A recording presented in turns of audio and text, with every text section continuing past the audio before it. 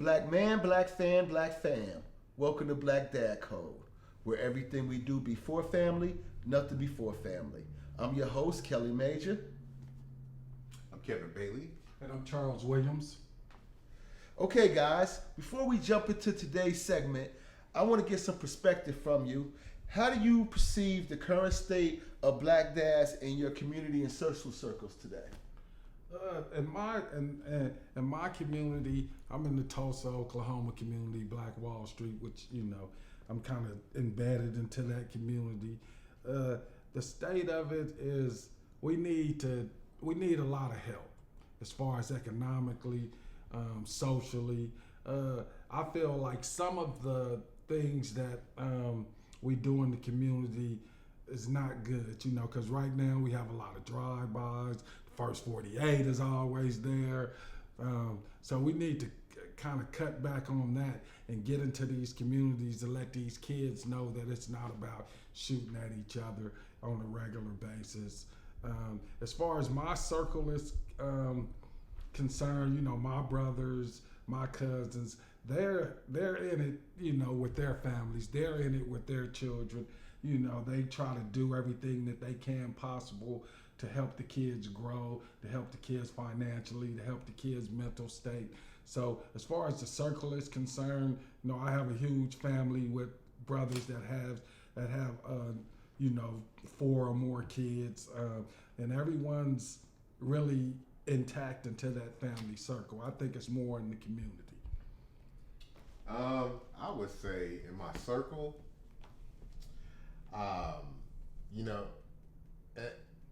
I'll put this like this. I don't really like to surround myself with people that negatively don't kind of have the same, not thought process, but just the same ambition. So within my circle, I feel like everybody's on that same level of thought to where we need to improve this, and this is somewhere we're going. I would say in my community, you see certain things, and that's where I try to coach up my stepdaughter and my stepson, and I'm trying to give them tools and stuff like that. There's areas where we definitely need to improve, and that's like I said, that's why one of my biggest motivations in doing this show with you, Kelly. So I would say, as I see them, I try to address them, but like I said to you, there's definitely room for growth. So the reason why I asked that question is because when I would maybe start this show, and what looked into it is, when I look into my community, I didn't realize until I became a sole custody dad how many other sole custody dads there was, how many dads were going through things with custody and issues with seeing their children, and how many dads really, when I looked at it, there's way more involved than we get the credit for. yeah, Right. Or we get perceived for. Mm-hmm. It's put out there like we don't take care of our children, we're not there. But the majority of my friends, they do. yeah, Right. The majority of my family members, they do. yeah. And then there's some that perceive they don't, but some of them can't. Yeah. Because of the relationship with the mom and They're not getting the opportunity. Yeah. Right. Yeah.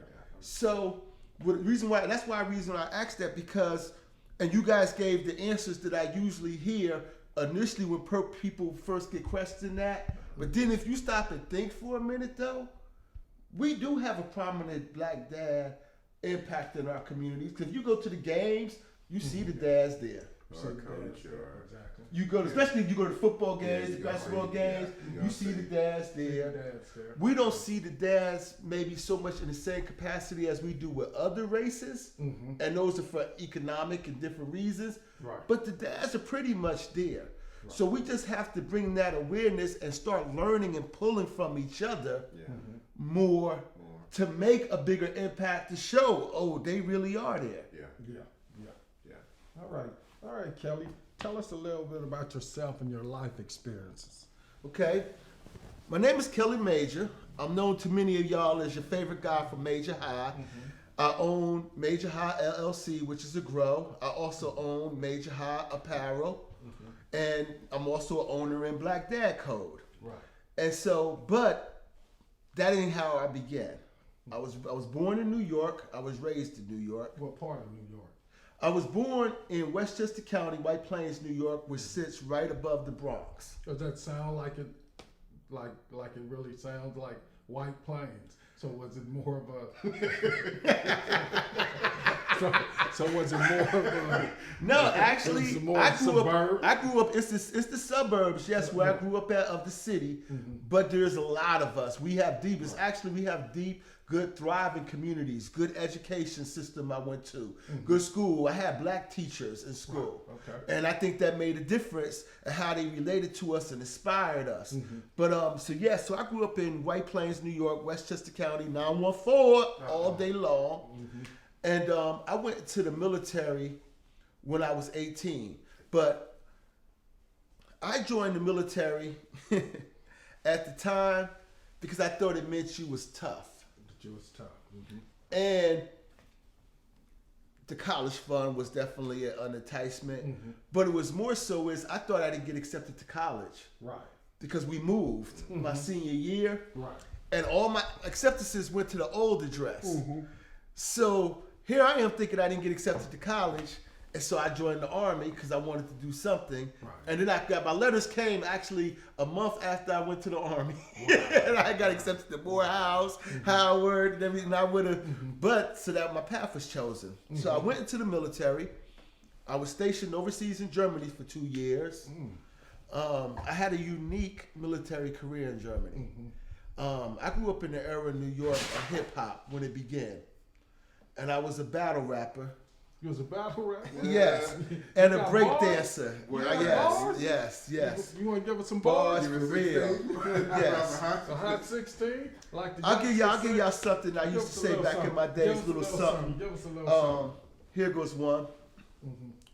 I barely escaped from the furnace, but still engulfed by the fire. Unless you're in the clutches of death, you can't imagine my desire. Kids wanting this game so bad, they wrestle their souls for hire. Just to be your mind, become perpetual liars. Fronting about your life when your game is tired. Step into my room, get your time clock expired. I have you running, drenching wet from your own perspire. You be shook up like you're hooked up to an electric wire. 9 in your waist, but too scared to fire. Sold the wolf tickets, now you found a buyer. Last chance around, it's all about desire.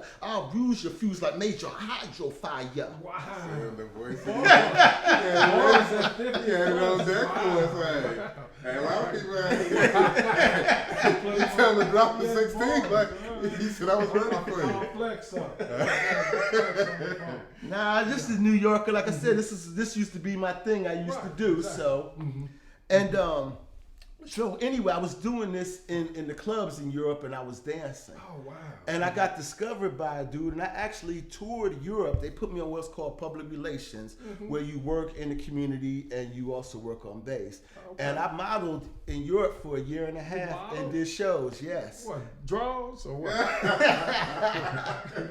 No, was the first Mark it was a different type of modeling, but it's still modeling. What it was is Vision and Gotcha clothes is what I used to wear for skateboarding events. The Pike skateboarding events started in Europe. And in between the events, we would wear their clothes and do hip hop routines. But that's considered modeling. Right. And I have walked the runway a few times in shows. But most of my modeling experience came actually wearing their clothes, doing hip hop routines in between the skating events. That was when Hawk, that was kind of... Yes, actually Tony Hawk was one of the people who would compete when I performed. Yeah, that's great. Yes, so I was going around Europe. So you met Tony? I seen him, hey, what's up, you okay, know. from afar, huh? Right, like, Right. Just, you know, we I didn't got you. Yeah. cross them circles like that, Yeah. like where we had no conversation, nothing. But I was out there then and doing the shows and doing a little touring. I was in Munich, Stuttgart, Frankfurt, all over. I actually went to Austria once in the Swiss Alps, and I modeled ski suits coming out for that fall season. So we went up in August, and you actually took a train up through the mountain. You couldn't see, and we landed. We was at the top of the exclusive resort in the Swiss Alps. Okay. Kels, quick question. Yeah. How do you feel like they embraced the culture up there? Because, I mean, that's what you was doing. Yeah. You was bringing the culture up there. Like, This was, like I said, this was actually 1988 or 89, and that's when New York and rap and hip hop was dominating. It was So they dominating. So they love me coming Yeah. from New York with Right, that with swag that on swag, yeah, 1,000. exactly. Yes, I was well perceived all over Europe Okay. and everything. So I came back from Europe, I got stationed at Fort Sill, and then I ended up going to Iraq, And Fort Sill is what state is Fort Sill in? Lawton, Oklahoma. Lawton, Oklahoma. Yes, I Kinda went to figured Lawton, that. Oklahoma. So you was in Oklahoma by then. Yes, and I actually started dating a girl when I went to Oklahoma, and her cousin at the time played for the Dallas Cowboys. Wow. Yes. Cowboys. He said, You know what I'm saying? That's what really. I was already a That's what Cowboy fans- fan, but that really locked me in because Indeed. we started going to Dallas then and hanging out, Either kicking we're it gonna with them. gain viewers or lose viewers behind being Cowboy fans. Man, Cause I know we both are Cowboy fans. yes, yes, yes. They're We from played New in York Iraq. and I'm from LA and we Cowboy fans. Exactly. Yeah. So so I started going, hanging out in Dallas and everything, making connections. But then I went away to the war, Okay. Which and war? Operation Desert Storm, the Ooh, first that- one. that's- okay. Yes, and that was something different. One night while I was on guard duty, you would hear a boom, but you would usually hear a second boom like real quick after that. Right. And it was the sound of the Scud going off and then the Patriot going off to pick it off. But this night you heard the boom and the second boom was delayed. The Patriot malfunctioned and it actually missed the Scud. But so now it turns and is chasing it. Oh wow. So, and you could see the fire coming Yeah. in the sky. Yeah. And a Scud hit and a Patriot hit. And I was blowing out the tower. My legs was broke. And I was medevaced out of Iraq back to the United States. And so I'm a 100% disabled veteran. So just quick, how you feeling? I mean, you blown out. I mean, how are you feeling at that point? Just like, what are you feeling at that time right To there? be honest, I mean, just I know it's crazy. adrenaline is a mug. Yeah, I mean, Because I still don't know to this day if I was blown out the tower or I jumped from the tower.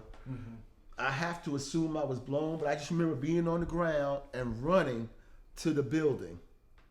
How did you run if your legs were broke? Didn't know. My legs were they were fractured. They weren't broke. They were fractured down both tibulas. Okay.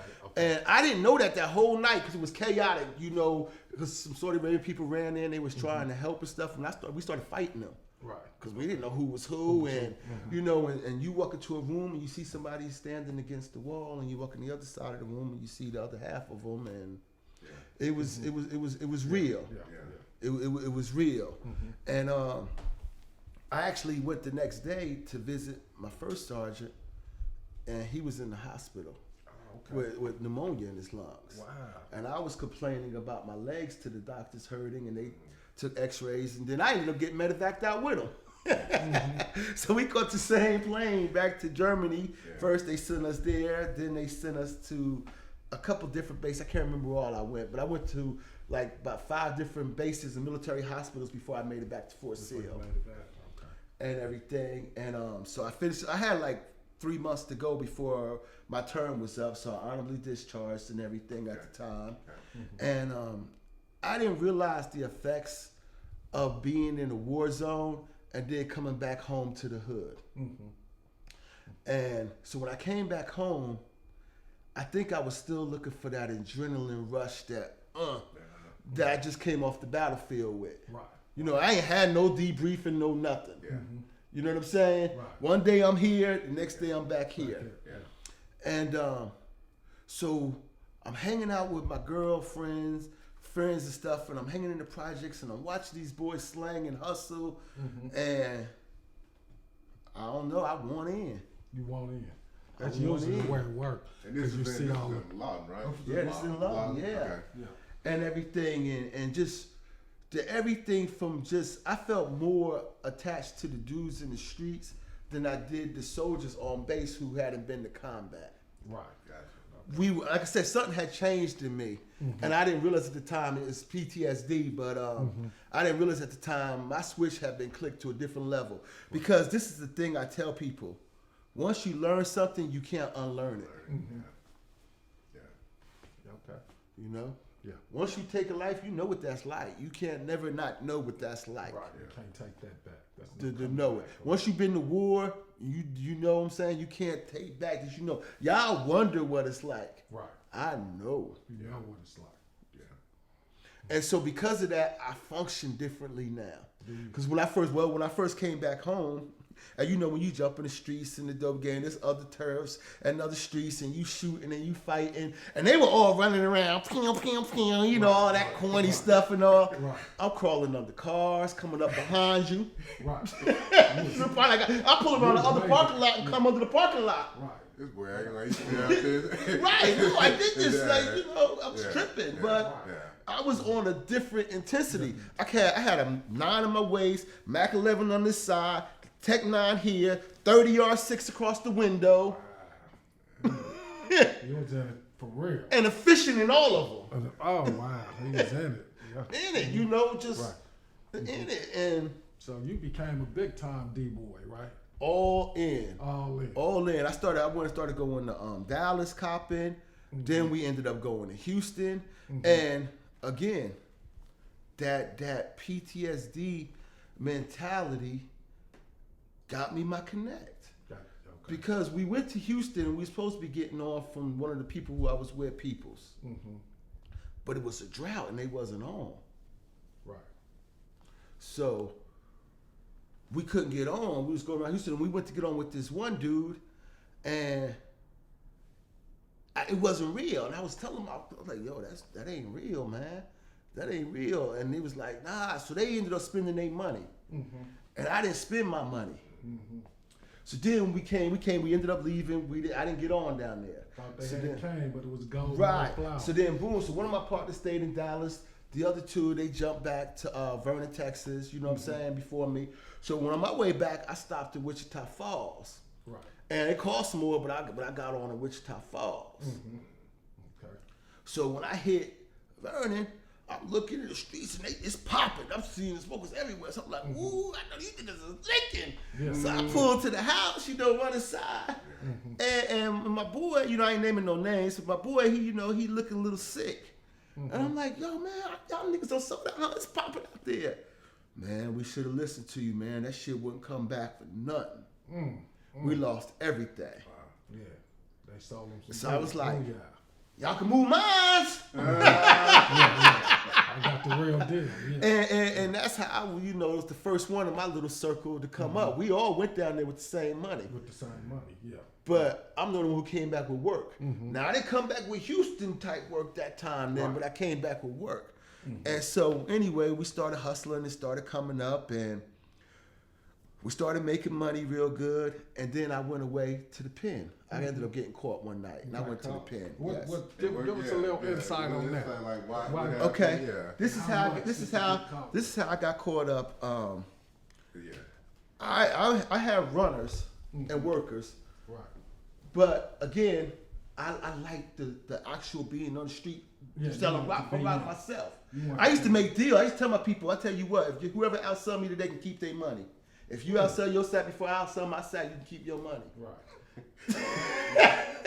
And I would run to the car with them and slap their hand, make their rocks fall, all of that. I mean, it was fun to me. It was I was on the block and I'd be out there all day. They'll tell you I hit the block at 8 in the morning and don't leave till 3 in the morning. Like literally on the corner all day long, man, grinding. And so this one day I was sick. And you know what's funny? Both times I got busted, I was sick with the flu. I was sick with the flu. And it was the night before the 1st. And my bills was due. And I had been to Dallas party because like I go to Dallas and spend every penny in my pocket. Be like, I'll make it back when I get to Lawton. Nigga, I got work. Boy, it's coming back around. Yeah, it's coming back I'ma around. make it So back. right. So I did one of them and like the 1st was the next day, all my bills was due. So I had to pull an all-nighter. I'm out there grinding all. Boy, it's an all day. So I'm out there grinding all night. It's about 3, 4 in the morning. I'm out there. And like I said, I had a dude working for me standing out there selling. Right. I'm still selling too. I'm like, well, if he's standing on this end, I'm standing on that end. And If hindsight was 2020. right. Apparently, I sold to somebody that was undercover that night. Yeah. So the police was coming back down and to check to try to like bust me. I wish they would have came because I had my stuff stashed in here. I didn't have it on me. But because I decided I'm gonna go home, man. You know what? Enough's enough. I'm like, here, man. You got this tonight. I left him with some more work, and I'll see you first thing in the morning. I'm like, man, this flu done got the best of me. Let me go get some rest. So I go dig my stuff from my stash, get in the car. I got 88 50s still left. Right. That's why after that night too, I made a rule. 50 packs. that you 50 was gonna packs, sell. yeah. Now I don't leave until everything's gone. If I bring it, I can't leave till it's gone. I started that after I got busted on that. Right. But so I'm driving down and a car passes me, right?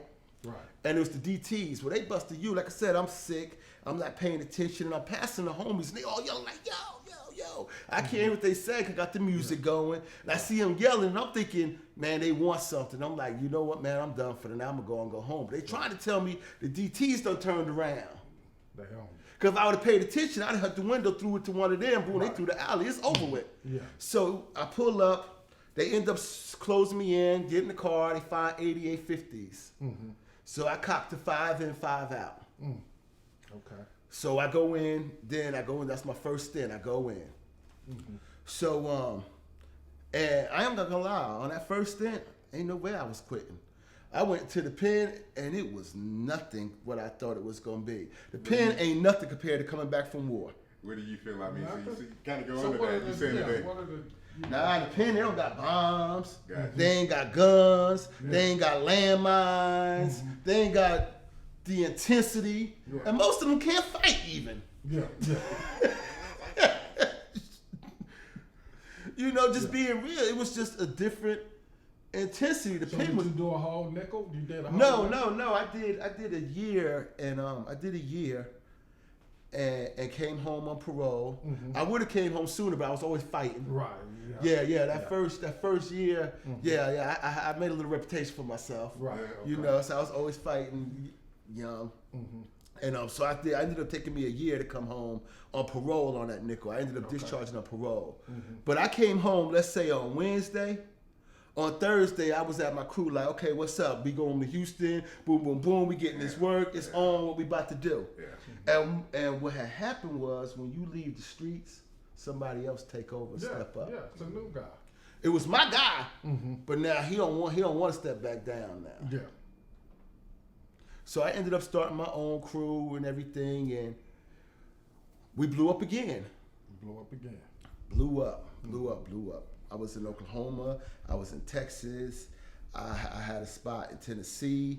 I had a spot, and I was just setting up in Virginia. Oh, okay. So I you was had- literally my goal you had was markets. to connect Oklahoma back to New York. Right. You had markets. I had markets, yes. Yeah. And I was I think the first person and definitely the youngest person in Oklahoma to get sentenced to racketeering and trafficking. You got the RICO? There Or wasn't a was it the RICO because that's RICO then? federal, That's right? federal, Then, okay. right, I got a state level Yeah, so version they of got- it. yeah. Right, so I got a 5 running wild to a life, running wild to a life in jury trial. I went to So jury. you took it to the box. Yes, because they didn't catch me with anything. Mm-hmm. That's the whole thing about my case. I got convicted on my reputation. Oh, hearsay. They was right what they was saying about me, They didn't actually have but they didn't catch me doing it. Anything. That's how I was So able to more come back. Conspiracy or what? Or what? No, that's why they hit me with the racketeering, being the leader of a group, so then I could tie everything under me. But they never showed who I was a leader of. Like, who'd I lead? What person did I lead? They just didn't have the evidence. They never came. They didn't have the evidence to have. And also what happened then too was to save me. I didn't notice till years later till I started doing appeals and stuff and you start getting the records yourself. My connection in Houston was under a federal investigation. And I became under federal investigation. And they took pictures of me in certain circles. And so they knew I had to be playing at a certain level to be in these pictures and To these be with circles. these type, Be with yeah. these type of people. And that could be like, not to cut you off, that could be a black dad code, especially if, because we've Right. been to prison. Kevin Right. haven't been to prison. But telling the younger people, if you do get caught up going to prison hustling, make sure you attack those law books and see why you in there. Why is your term so long? How can it be shortened? Because you got yours. You beat some. You Yes. beat some cases. I beat cases, overturned. I you became overturned. efficient at the law. You had 2 life sentences, Yes. didn't you? And you Yes. beat both of them. Yes. So tell us a little bit about that. Because that's the story. Okay. Yeah, like I said, I jumped into the law books. I learned everything I could about it. And the one thing I could tell anybody, you ever facing a case, your defense is the elements of the crime. The elements of the crime. Every crime has the elements that make it the crime. Even murder. You have to have intent and motive. Right. Okay.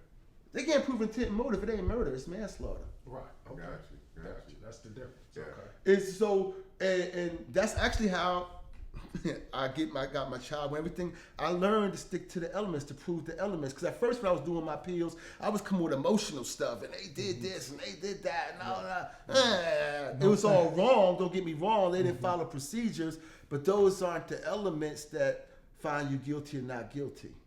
So every single charge has, and you have to hit all those elements to be found guilty. Okay. So I started finding loopholes in the elements. They didn't prove this, they didn't prove that, they didn't prove this, they didn't prove that. That's when the reasonable doubt comes in. Right. Right. But let me tell you, it's a slimy game on us because I was paying an attorney and all his appeals failed. I went on my own to do my appeal and did it. And the courts came back and I asked the lawyers the question, because what it was I was trying to get a new trial and everything because my lawyer became my lawyer the day before I went to trial.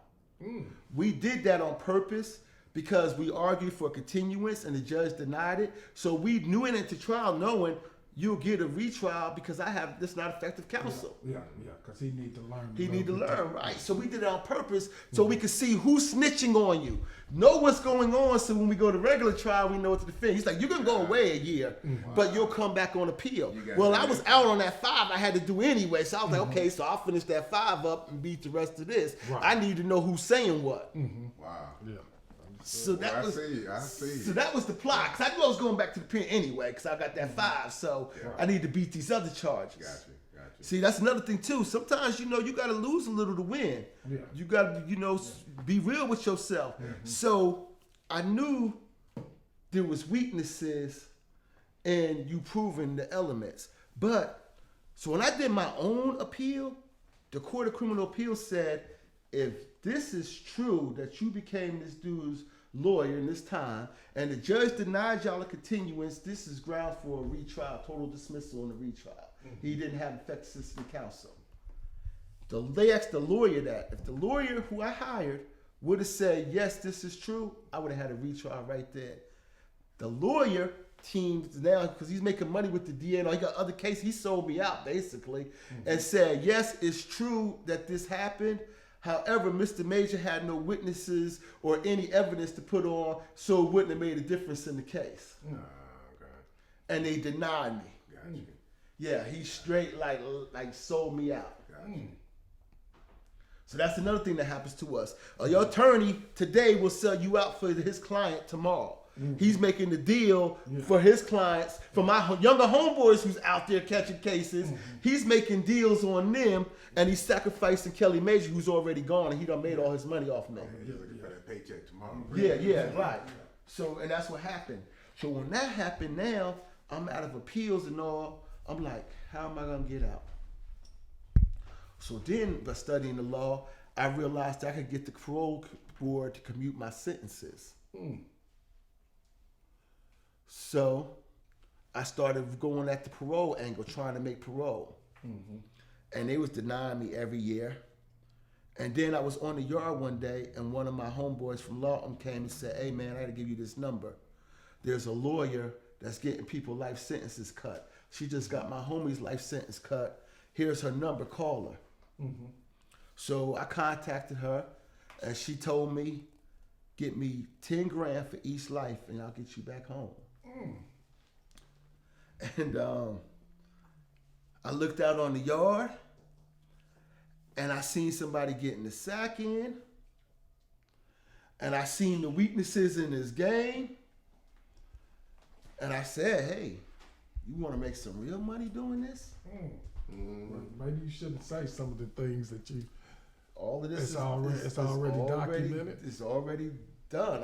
I was prosecuted by the Department of Corrections. They lost. So you was moving units behind the wall, or you don't want to speak on that? I made sure I made income, even though I was locked up. Okay, all right. I like That's that. enough. That's enough. Yes, That's enough. I had women come visit me Mm-hmm. and made sure the attorney got paid. Right. Make sure. So the attorney got paid. Right. My family sent some money too, Mhm. and this is the thing I will say now. Funny on that. My mom paid $5,000 of it, Mm-hmm. and my mom always thought I paid for everything. So when she see it, she gonna be like, She know now. Right? She knows now, but she always thought that was it. 'Cause I couldn't tell my family what I was doing because they would be like, "Are you crazy?" But what I did though, I will say, as soon as the attorney got paid, there was no need for me to make any more money. Now I just learned to wait. Yeah. And what I did in that time, I went to focusing on me. I said, okay, when you come home, how are you gonna make sure you don't never be back here again? Right. And also, I went to focusing on how can I make sure these parole people don't tell me no more. yeah. So I went to college in there. First, I went to computer Votech. I got a Votech degree in computer, business computer programming. Mm-hmm. Then I went to college, Right. and it was a church that paid for us to go to college. Okay. And I went to college and I got my associate's degree while I was in prison. Right, you was in I prison. straight 4.0'd it, Yeah. all A's. Y'all hear that? Black men locked Hey, up. Locked up. Get you 4.0. some. Yeah. Right. Yes, 4.0'd it. And so then I went up for parole. They commuted me from 2 lives to 1 life. Then they commuted that life to 25 years. Mm-hmm. Then I went up for parole to come home. And the DA for my case had one of the parole board members who used to be a DA in the county next to him act a complete fool in the hearing, and they denied me. Wow. So I knew now I got to do something to overcome that. So I applied to Oklahoma State with 2 life sentences. And I got accepted. And it's funny, when I was applying, he's not a teacher, but he's over the college program in prison, the dude who works in there with us to make sure we do everything right. Right. So he had to do everything on the computer for me, do my application. And he was like, do you want to ask for a scholarship? Yes. Do you want to ask for this? And I was like, check yes to everything. Because in prison, the term was you turn in 5 requests for them to approve 1. Right. Yeah. Right. He's like, check it So out. check it all, but hopefully they'll let me in. Gotcha. But they're going to deny me on something. Yeah. They ain't going to just give you everything. Right. They gave me everything. I got an academic scholarship to Oklahoma State under 2 conditions. 1, I had to get out from prison. And 2, I could not stay in the dorms. Couldn't say I had to stay off campus. Got you. Okay. So I got that to the attorney, and she got it to the parole board. And when I came up next time, I got 3 yeses and 2 nos. And I remember the last gentleman who voted yes, he was the president of the board at that time. And he looked at me and he said, Mr. Major, I was the superintendent of the Tulsa School District. So I'm a believer in education. So the opportunity you have here, I'm going to give you this chance. But if you mess this up, you will never get favor again from this board. And y'all see your favorite guy from Major High still here, y'all. Still here. So, Yeah. So tell me, how did you become a single dad? okay, how I became a single dad was I ended up getting married shortly after getting released. I was married for 13 years. And dealing with the PTSD, and we were completely different. And just sometimes people just grow apart. Right. And also, not to be mean or nothing, but my ex has mental issues. She has mental issues. Yes, she has mental issues. And those things led to us getting divorced. And first we had sole custody of our daughter. I mean, joint custody of our daughter. And she couldn't get over her hate for me, and it was trickling over to my daughter. Right. and she was being abusive and mean to her. Mm-hmm. And she had gotten to this point where it was all about her happiness. My daughter didn't like the man. She left me with it for another man. She cheated on me, went with another man. So of course, you know, my daughter don't. When she find this out that mom cheated with this dude, you know, she's never gonna like or respect this dude. Right. So, and they were yelling at her and they were treating her bad, and she was coming to me. I would have to spend half my week with her, diffusing her for her mom. And then we have one good day together, she go back home and it'd be all over again. Yeah. But she wasn't telling me what was going on at first. She was angry with me. So how did you help your daughter adjust to that? I got her in counseling. Got her in counseling.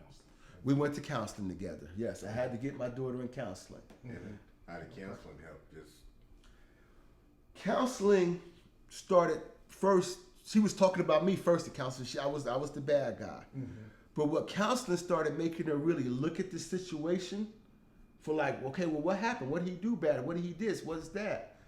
And she just one day came to me crying and said, thank you for never giving up fighting for me. I snapped like, why am I mad at Dad? What did he do?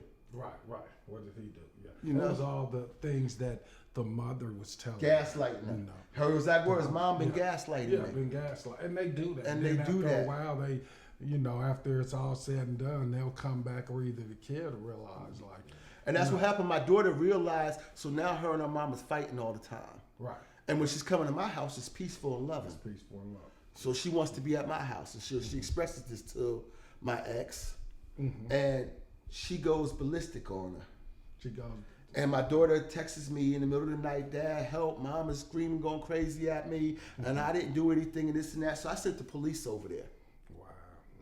I didn't know what else to do. Yeah. Because I couldn't go over there because something else she didn't know. She filed 5 protective orders on me, and they were all false. I recorded it every time we interacted. Right. So when we finally went to court and I showed the judge they was false, she got charged with filing false police reports Wow. and arrested. So I have a restraining order against her. I do not go around her. You know, I'm going around. So I couldn't go to the house. I sent the police over there. yeah. And so the next morning at 5:30 in the morning, I get a call from my daughter.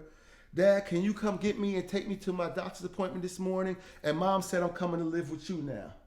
Just like that. Just like that. I'm like, yeah, Dad, boom. Okay, I'll be there. At first it was at 6:30, come pick me up. Then she texts back, Mom said, can you come now? I said, I'm on my way.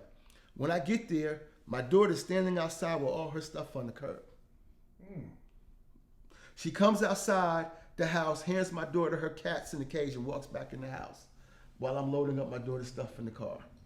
And that was in November 2021, and my daughter's been living with me ever since.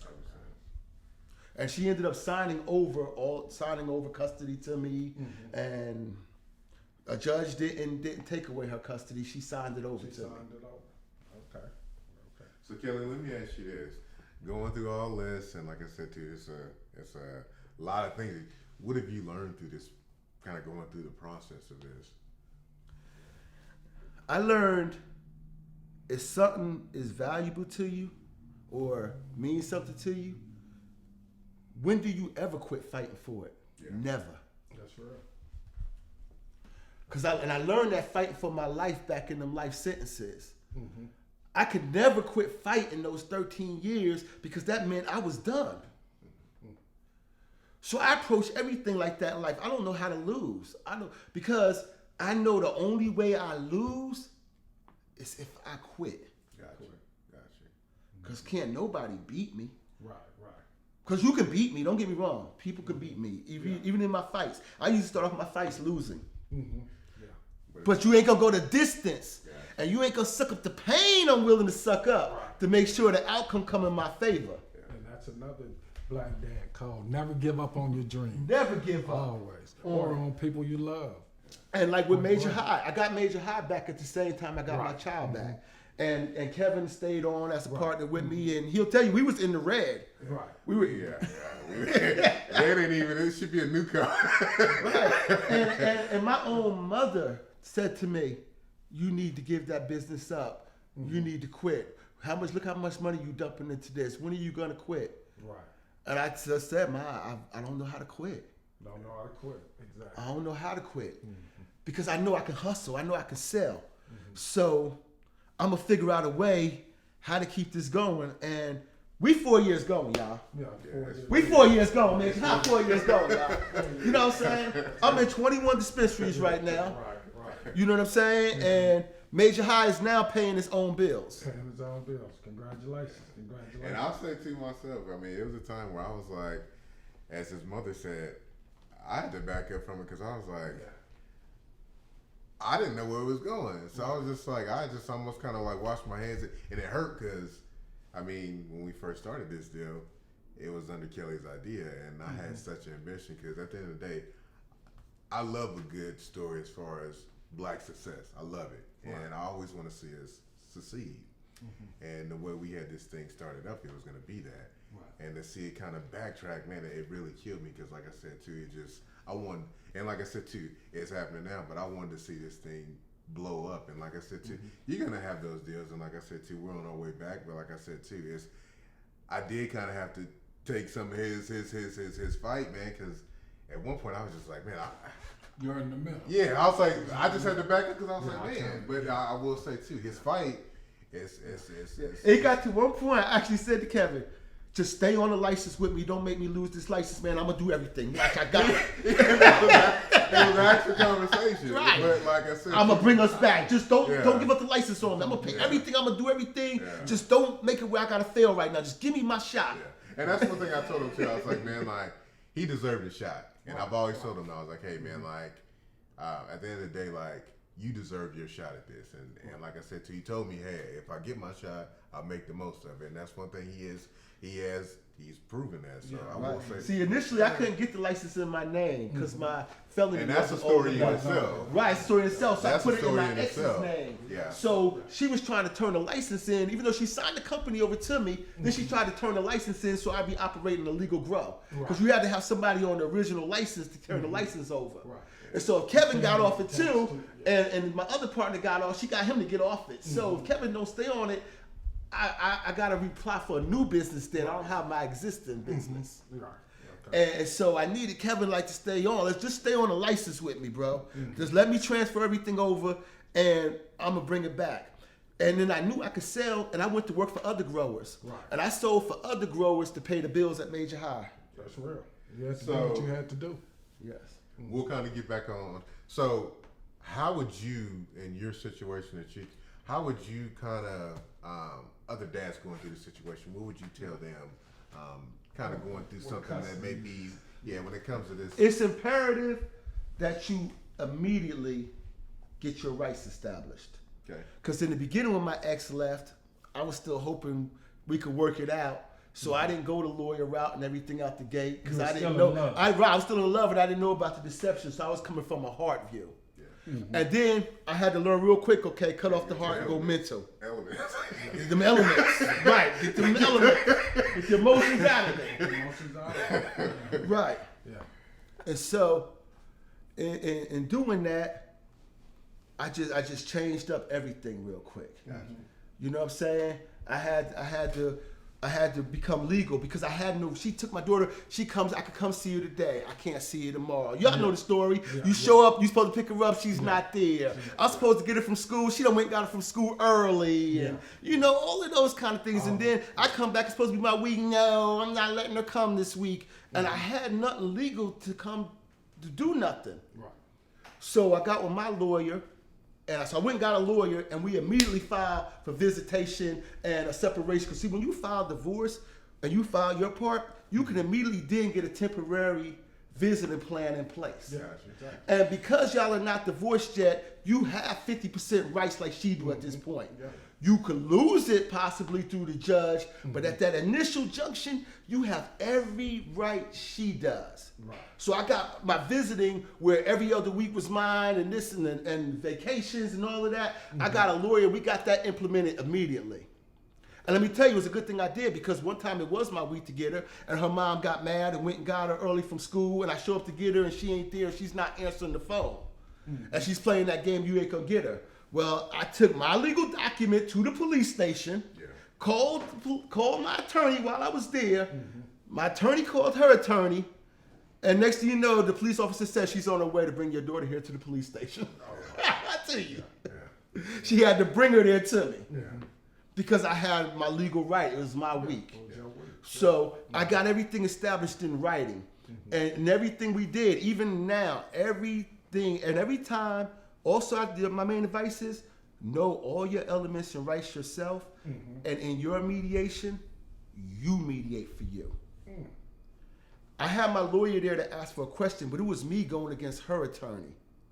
So when they would send something I didn't agree with, I had the wording wrote till I knew what I was writing because I'm saying it. I'm mediating for myself. Yeah. And so when she agreed to it, she's thinking I'm getting this.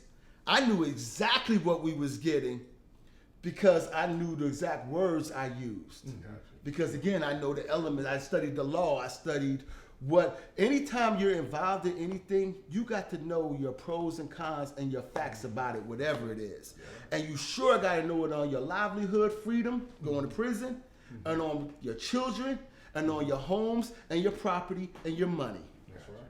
You got to know it. You got to know how to defend your home. And me and Kevin got a joke. I say, I'm undefeated at Castle D Major. Yeah, Castle D Major. They come to Castle D Major, they don't penetrate these forces.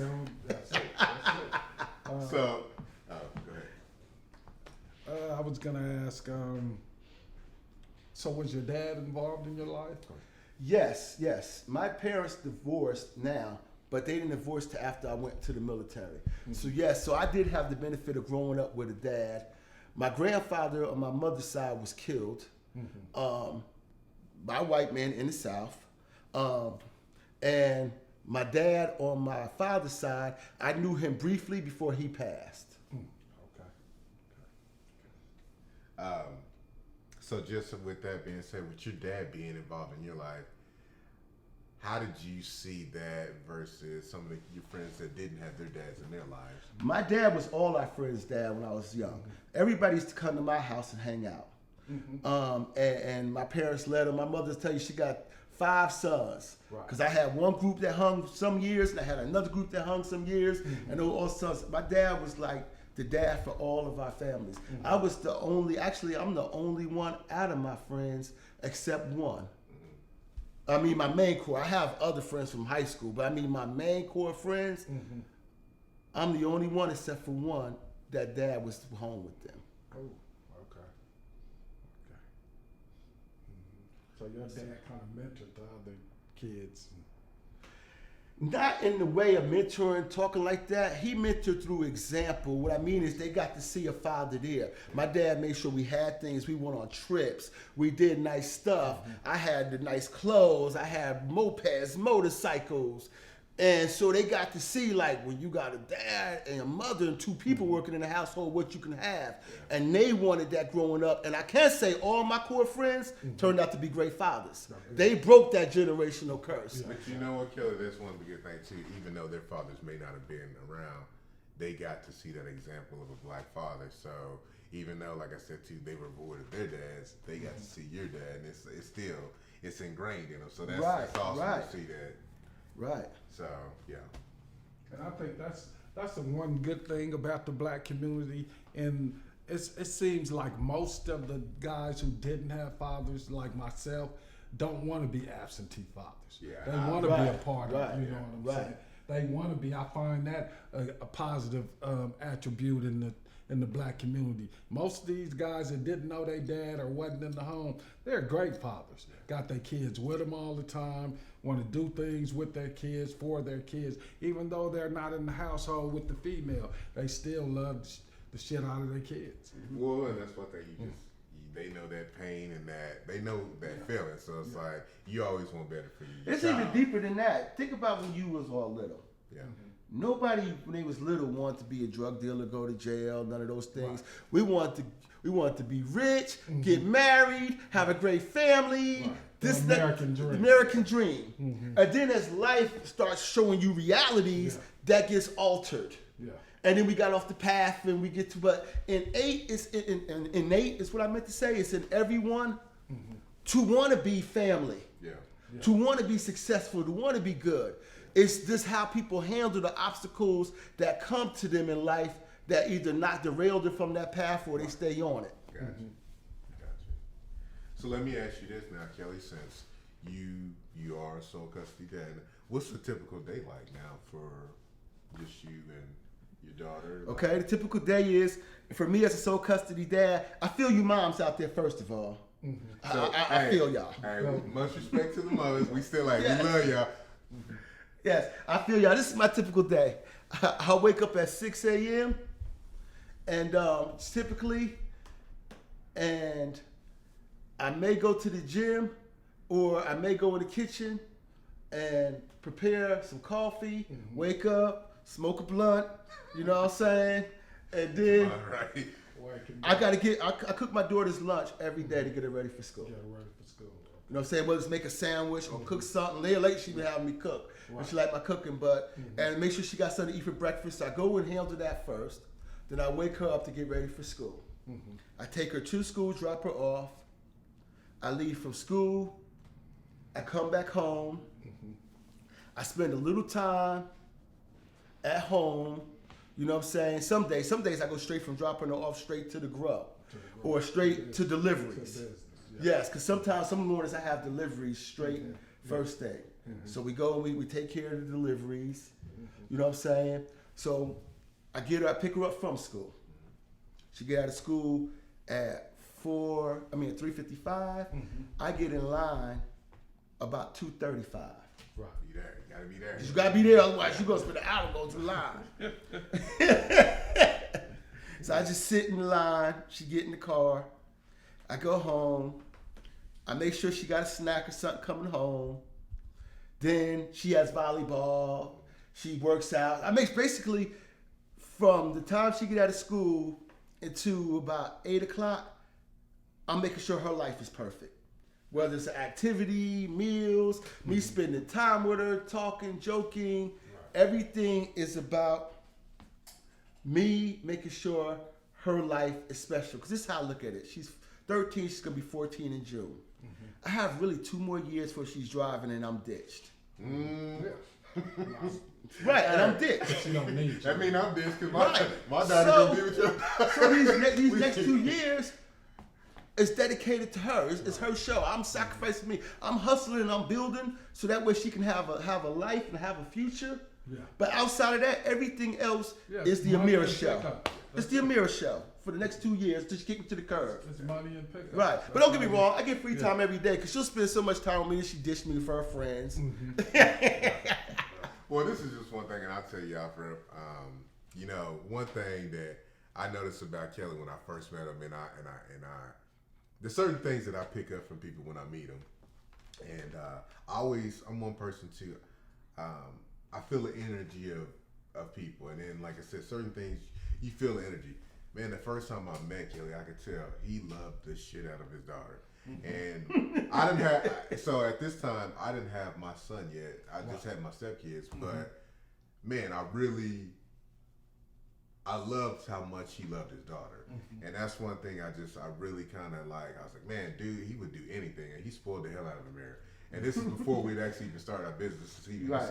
So, I mean, he spoiled the hell out of Amira. And that was one thing I just loved it. So seeing that black father just really just spoil the hell. So just going off of that, what's your opinion of Black Dad Code? Wow. Black Dad Code to me is you do any and everything to protect you and yours. And what I mean by protect is raise, nurture, care for, love, emotionally support, all of that. You do everything possible to make your offspring be number one, because at the end of the day, that's the number one goal. My thing is, everything I do, the show, my job, hustling, is to provide something for my family. But at the end of the day, none of that come before my family. We can be broke in a trailer and we good if we all together.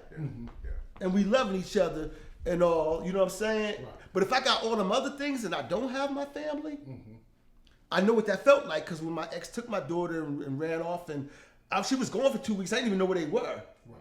So, and I know that feeling, man, I didn't care about the money, none of that, and nothing else. Yeah. So Black Dad Code to me is once you have a child, that becomes your top priority in life. Is that child. Yeah. Okay. So we'll piggyback off that. What is something that you feel is against Black Dad Code? Knowing it's your child and not doing what you need to do to not only be in their life, but enhance their life. To enhance. Okay. You know, how can you? Because I love myself to death. Mm-hmm. That's why I love Amira to death. To death. Because she's me. Mm-hmm. You know, she's a continuous of me. Yeah, exactly.